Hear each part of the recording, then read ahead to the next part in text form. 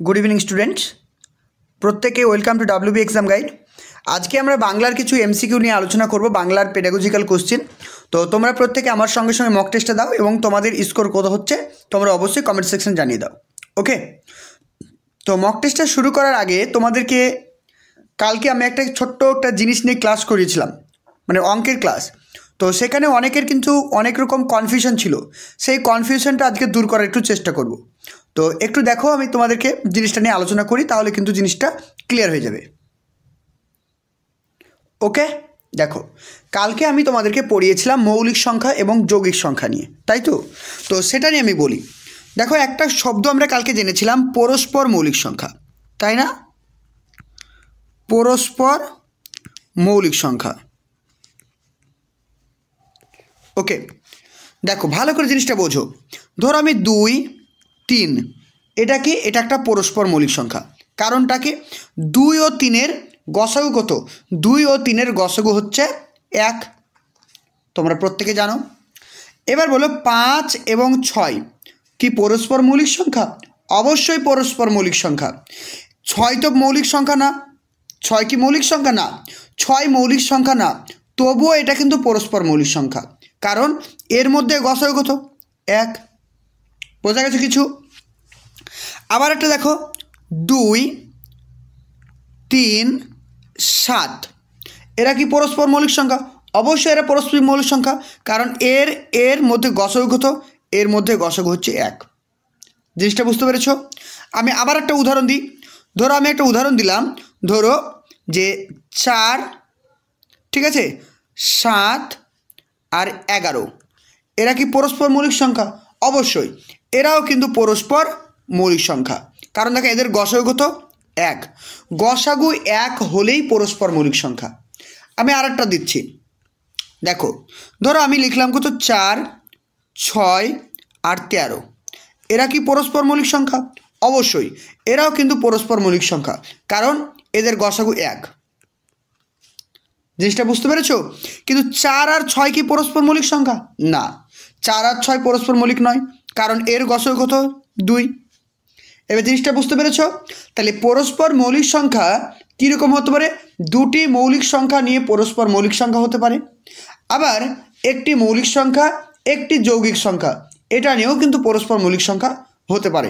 এটা কিন্তু কালকে তোমাদের ক্লাসে আমি ভালো করে বুঝিয়েছিলাম, অনেকে বুঝতে পারোনি, সেটা আবার একটা রিপিট করে দিলাম। সবার ক্লিয়ার হয়েছে? চলো এবার আমরা বাংলা পেডাগজির আনসার করব। চলো ফার্স্ট কোশ্চেন আনসার করো, প্রত্যেকে আনসার করবে, ঠিক আছে? প্রত্যেকে আনসার করার চেষ্টা করো। ফার্স্ট কোশ্চেন বলছে যে অনুবর্তন হলো শিশুর শিক্ষা লাভের একমাত্র উপায়। অর্থাৎ অনুবর্তনের কথা কে বলেছেন? আচরণবাদী, প্রকৃতিবাদী, গেস্টালবাদী, আর কোনোটা নয়। কী হবে অ্যান্সার? তোমরা প্রত্যেকে জানো যে অনুবর্তনের কথা কে বলেছেন, আমরা প্রত্যেকে জানি অপশন নাম্বার এ, আচরণবাদী। তাহলে আচরণবাদীরা হবে কিন্তু এখানে আমাদের সঠিক answer. Clear? Option A. Okay, চলো 2 নম্বর কোশ্চেন দেখো। 2 নম্বর কোশ্চেন বলছে ভাষা শিক্ষার কোন স্তরে ইন্দ্রিয় প্রশিক্ষণের ব্যবস্থা নেওয়ার কথা বলা হয়েছে? অর্থাৎ আমাদের ভাষা শিক্ষার কোন স্তরে ইন্দ্রিয় প্রশিক্ষণের কথা বলা হয়েছে? কীভাবে অ্যান্সার? প্রত্যেকে অ্যান্সার করো। দেখো প্রাক প্রাথমিক স্তর, প্রাথমিক স্তর, মাধ্যমিক স্তর আর সকল স্তর। দেখো মাধ্যমিক স্তরে তো আমাদের ইন্দ্রিয় কাজে লাগে না ততটা। সব থেকে বেশি ইন্দ্রিয় মানে কি? আমাদের পঞ্চ ইন্দ্রিয়। জিনিসটা বোঝো, আমাকে যদি চিনি এবং লবণ এনে দাও, আমি কিন্তু ইজিলি বলতে পারবো কোনটা চিনি কোনটা লবণ, কিন্তু একটা বাচ্চাকে কি বুঝতে পারবে? সে পারবে না। যতক্ষণ না সে জিভ দিয়ে টেস্ট করবে ততক্ষণ সে কিন্তু বলতে পারবে না। তাহলে বাচ্চারা কোন পর্যায়ে থাকে? অবশ্যই বাচ্চারা থাকে প্রাক প্রাথমিক পর্যায়ে। তাহলে এখানে আমাদের সঠিক answer option number A. Option A হবে কারেক্ট আনসার। ক্লিয়ার? চলো নেক্সট কোশ্চেন আনসার করো প্রত্যেকে। বলছে ভাষাগত দক্ষতার অর্থ কী? ভাষাগত দক্ষতার অর্থ অপশন এ বলছে শ্রবণ দক্ষতার বিকাশ সাধন, কথন দক্ষতার বিকাশ সাধন, অপশন সি লিখন দক্ষতার বিকাশ সাধন, অপশন নাম্বার ডি শ্রবণ, কথন, লিখন এবং পঠন দক্ষতার বিকাশ সাধন। কী হবে অ্যান্সার? সঠিক আনসার অপশন নাম্বার ডি, যে শ্রবণ, কথন, লিখন, পঠন দক্ষতার বিকাশ সাধন, এগুলোকে কি বলা হয়? ভাষা দক্ষতার বিকাশ সাধন। Option D. Next question answer করো। কোন দুটি ভাষাগত দক্ষতার মাধ্যমে শিক্ষার্থী ভাব গ্রহণ করে? অর্থাৎ রিসেপটিভ স্কিল কোনগুলো? ইংরেজিতে যদি পরীক্ষা আসে রিসেপটিভ স্কিল, ওকে, রিসেপটিভ স্কিল কোনগুলো? শ্রবণ কথন, কথন পঠন, পঠন লিখন আর শ্রবণ পঠন। কী হবে অ্যান্সার? তাহলে কোন দুটো দক্ষতার মাধ্যমে আমরা ইনফরমেশান মানে আত্মস্থ করি বা ইনফরমেশান আমরা নিই? কী হবে? শ্রবণের মাধ্যমে আর পঠনের মাধ্যমে। কোনো কিছু শুনে শুনে আমরা ইনফরমেশন নিই, আবার কোনো কিছু পড়ে আমরা ইনফরমেশন নিই। তো অপশন নাম্বার ডি হবে কারেক্ট আনসার। চলো নেক্সট কোশ্চেন আনসার করো। কোন পাঠে শারীরিক শ্রম হয় ও অবসাদ সৃষ্টি হয়? তাহলে কোন পাঠে শারীরিক শ্রম হয় ও অবসাদ সৃষ্টি হয়? অপশন বলছে নীরব পাঠ, সরব পাঠ, চর্বণা পাঠ আর সমবেত পাঠ। কী হবে অ্যান্সার? তাহলে সব থেকে আমাদের শারীরিক শ্রম ও অবসাদ তৈরি হয় অপশন নাম্বার বি, সরব পাঠে। Clear? Option B. Next question দেখো, শ্রবণের প্রকৃতি কয় রকমের হতে পারে? আমরা যখন শ্রবণ দক্ষতা পড়েছিলাম তখন আমি কিন্তু বলেছিলাম 1 ধরন, 2 ধরন, 3 ধরন, 4 ধরন। কী হবে অ্যান্সার? একদম কারেক্ট, অপশন নাম্বার বি, 2 ধরনের। কেন 2 ধরনের? কারণ আমরা জানি শ্রবণ দক্ষতা কি, এই যে শ্রবণ দক্ষতাটা রয়েছে এটা হচ্ছে 2 প্রকার। নাম্বার 1 হচ্ছে একপাক্ষিক, একটা হচ্ছে একপাক্ষিক আর একটা হচ্ছে কি দ্বিপাক্ষিক,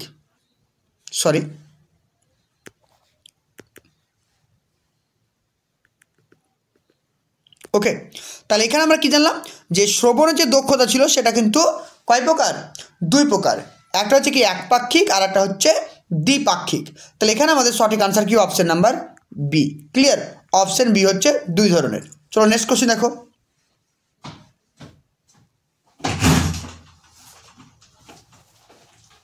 ওকে, চলো 37 নম্বর কোশ্চেন আনসার করো প্রত্যেকে। 37 নম্বর কোশ্চেন আনসার করো প্রত্যেকে। বলছে কিসের মাধ্যমে ভাষার ধ্বনিরূপ প্রকাশ পায়? আমাদের কিসের মাধ্যমে ভাষার ধ্বনির যে রূপটা সেটা প্রকাশ পায়, মানে প্রকাশমূলক। এতক্ষণ আমরা পড়লাম কি গ্রহণমূলক দক্ষতা, এবার আমরা পড়ব কি ধ্বনির প্রকাশমূলক দক্ষতা। বলছে শোনা ও বলা, শোনা ও বোঝা, বোঝা ও দেখা আর দেখা ও শোনা। আনসার করো প্রত্যেক, আনসার করো। বলছে ধ্বনির কিসের মাধ্যমে ভাষার ধ্বনিরূপ প্রকাশ পায়? প্রত্যেক আনসার করো। তাহলে এখানে আমাদের সঠিক আনসার হবে অপশন নাম্বার এ। দেখো ধ্বনি বলেছে, ধ্বনি দেখো শোনার সঙ্গে যুক্ত আবার বলার সঙ্গে যুক্ত। যেমন ধরো আমি যেমন সাউন্ড করে পড়ছি তোমরা শুনতে পাচ্ছ, মানে এখানে শ্রবণ হচ্ছে। আবার তুমি যখন বলছো বা আমি বলছি এটা তো একটা সাউন্ড, তার মানে কি ধ্বনির প্রকাশমূলক, অর্থাৎ ধ্বনি সম্পর্কিত কোন দুটি দক্ষতা? শোনা ও বলা। তো এখানে আমাদের কারেক্ট আনসার অপশন নাম্বার এ। ক্লিয়ার? নেক্সট কোশ্চেন দেখো, ভাষার ব্যবহারিক নৈপুণ্যের পরিচয়ক কোনটি? ভাষার ব্যবহারিক নৈপুণ্যের পরিচয়ক ভাষা ব্যবহারের দক্ষতা অর্জন, শোনার দক্ষতা অর্জন, বলার দক্ষতা অর্জন আর বলা ও শোনার দক্ষতা অর্জন। কী হবে অ্যান্সার? তাহলে ভাষার ব্যবহার নৈপুণ্যের পরিচয় হচ্ছে কি ভাষা ব্যবহারের দক্ষতা অর্জন। অপশন হবে এ হবে কারেক্ট আনসার। নেক্সট কোশ্চেন, সঠিকভাবে শোনার জন্য কোন ইন্দ্রিয়ের ব্যবহার সব থেকে বেশি প্রয়োজন? চক্ষু, কর্ণ, জিহ্বা, ত্বক। সঠিক আনসার হবে অপশন নাম্বার বি, কর্ণ। নেক্সট কোশ্চেন আনসার করো, কটি নৈপুণ্যের ওপর ভাষার ব্যবহারিক প্রয়োগ নির্ভর করে? তাহলে আমাদের ভাষার ব্যবহারিক প্রয়োগ কটি দক্ষতার ওপর নির্ভর করে? 2টি, 3টি, 4টি আর 1টি। কী হবে অ্যান্সার? আমাদের ভাষার ব্যবহারিক নৈপুণ্য নির্ভর করে 2টির ওপরে। একটা হচ্ছে কি গ্রহণমূলক আর একটা হচ্ছে প্রকাশমূলক। তাহলে অপশন নাম্বার এ হচ্ছে কারেক্ট। তাহলে কী হবে? ভাষার নৈপুণ্য নির্ভর করে 2টির ওপরে, একটা হচ্ছে গ্রহণমূলক আর একটা হচ্ছে প্রকাশমূলক। অপশন এ হচ্ছে কারেক্ট আনসার। ক্লিয়ার প্রত্যেকের?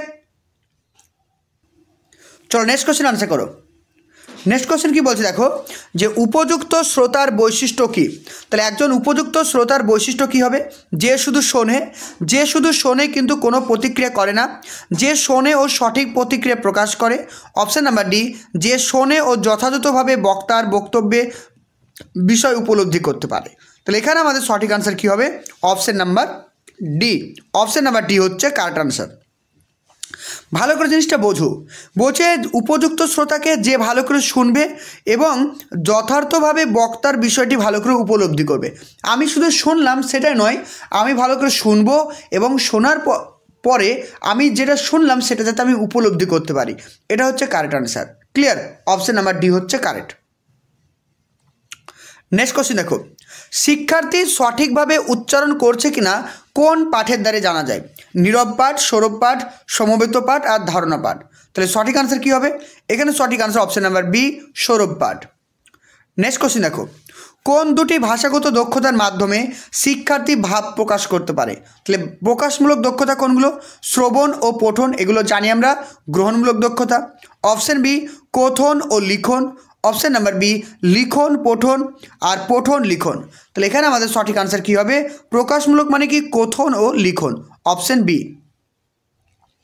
নেক্সট কোশ্চেন, মাইকেল ওয়েস্ট পঠন পদ্ধতির কয়টি ধাপের কথা বলেছেন? এগুলো সবই ক্লাস করানো আছে তোমাদের, 3টি, 4টি, 5টি, 6টি। সঠিক আনসার কী হবে? একদম সঠিক, অপশন নাম্বার বি, সি, 5টি। নেক্সট কোশ্চেন, কোন পাঠের রস আস্বাদনী বড় কথা? কোন পাঠে রস আস্বাদনী বড় কথা? চর্বণা পাঠ, ধারণা পাঠ, সাধনা পাঠ আর সমবেত পাঠ।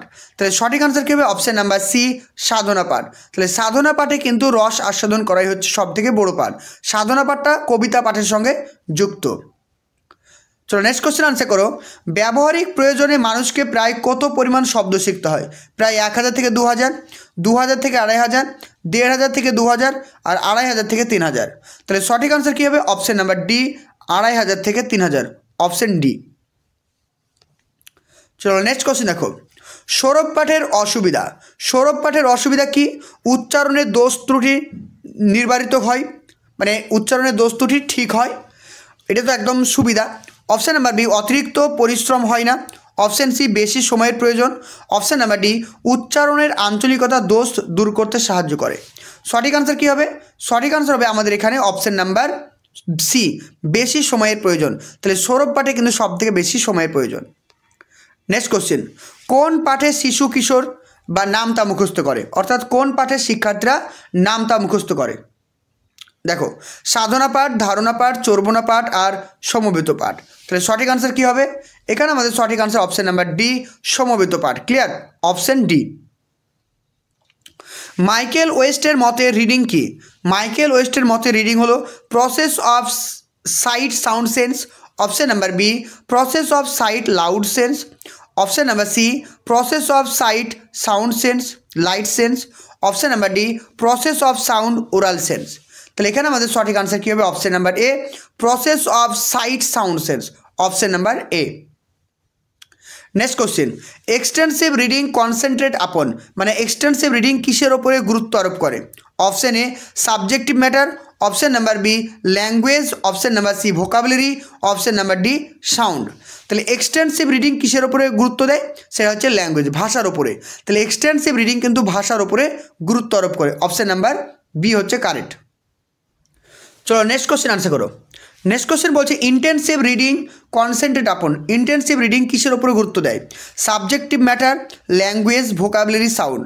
তাহলে দেখো, এই যে ইন্টেন্সিভ রিডিং কিসের ওপর গুরুত্ব দিচ্ছে? সেটা হচ্ছে আমাদের সাবজেক্ট ম্যাটারের উপরে। তাহলে ইন্টেন্সিভ রিডিং গুরুত্ব দিচ্ছে আমাদের সাবজেক্ট ম্যাটারের উপরে গুরুত্ব দিচ্ছে। নেক্সট কোশ্চেন, আদর্শ পাঠের বৈশিষ্ট্য কোনটি? আদর্শ পাঠের বৈশিষ্ট্য কোনটি? উপলব্ধি না করা, নির্ভুলতা, ধীর গতি এবং স্থিরতা। তাহলে তোমরা প্রত্যেকে জানো যে আদর্শ পাঠের 4টি বৈশিষ্ট্য রয়েছে, তার মধ্যে একটি হচ্ছে নির্ভুলতা। নেক্সট কোশ্চেন, শিক্ষার্থীদের জন্য ভাষা শিক্ষার উপযুক্ত স্তর কোনটি? শিক্ষার্থীদের জন্য ভাষা শিক্ষার সবথেকে উপযুক্ত স্তর প্রাক প্রাথমিক, প্রাথমিক, মাধ্যমিক আর সবগুলি। তাহলে এখানে আমাদের সঠিক আনসার কী হবে? অপশন নাম্বার বি, প্রাথমিক। তাহলে ভাষা শিক্ষার সবথেকে উপযুক্ত স্তর হচ্ছে প্রাথমিক। নেক্সট কোশ্চেন, মাতৃভাষা বিকাশ দক্ষতার কয়টি বিভাগ রয়েছে? মাতৃভাষার বিকাশ দক্ষতার কয়টি বিভাগ রয়েছে? 2টি, 3টি, 4টি, 5টি। তাহলে মাতৃভাষা বিকাশ দক্ষতার 4টি দিক রয়েছে। একটা হচ্ছে শ্রবণ, কথন, পঠন আর লিখন। সঠিক answer option number C. Next question, শিশু কখন কুইং করতে পারে? ভাষার বিকাশের সময়, শারীরিক বিকাশের সময়, সামাজিক বিকাশের সময় আর প্রক্ষোভিক বিকাশের সময়। তাহলে শিশু কুইং করতে পারে তার ভাষার বিকাশের সময়, option number A. Next question, শিশু কত বয়সে ব্যাবলিং করতে পারে? 4 মাস, 6 মাস, 8 মাস আর 10 মাস। তাহলে এখানে আমাদের সঠিক আনসার কী হবে? অপশন নাম্বার বি, 6 মাস। 6 মাস বয়সে শিশুরা ব্যাবলিং করতে শুরু করে। নেক্সট কোশ্চেন দেখো, নেক্সট কোশ্চেন বলছে ভাষার প্রধান উপাদান কোনটি? বাক্য, ক্রিয়াপদ, শব্দভাণ্ডার এবং বাক্যাংশ। তাহলে ভাষার প্রধান উপাদান কোনটি? আনসার করো প্রত্যেকে। তাহলে এখানে আমাদের সঠিক আনসার কী পাবো? অপশান নাম্বার সি, শব্দ বা শব্দভাণ্ডার। তাহলে ভাষার প্রধান উপাদানটা কি? সেটা হচ্ছে শব্দ বা শব্দভাণ্ডার। নেক্সট কোশ্চেন দেখো, একপাক্ষিক শ্রবণের উদাহরণ কোনটি? ট্রেনে গল্প করা, এটা হচ্ছে দ্বিপাক্ষিক। অপশান নাম্বার বি, শ্রেণীকক্ষে শিক্ষকের বক্তৃতা। অপশান নাম্বার সি, বাজার করা। অপশান নাম্বার ডি বলছে সিএলটি বা কমিউনিকেটিভ ল্যাঙ্গুয়েজ টিচিং।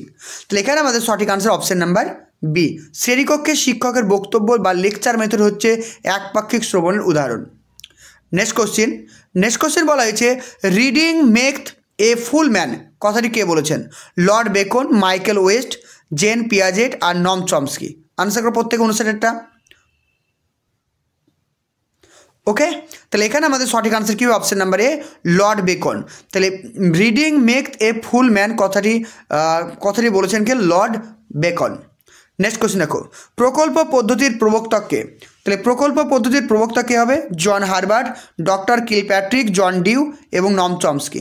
তাহলে প্রকল্প পদ্ধতির প্রবক্তা কাকে বলা হয় তোমরা প্রত্যেকেই জানো, তো সেটা হবে answer option number B, Kilpatrick. তাহলে প্রকল্প পদ্ধতির প্রবক্তা হচ্ছেন কিলপ্যাট্রিক।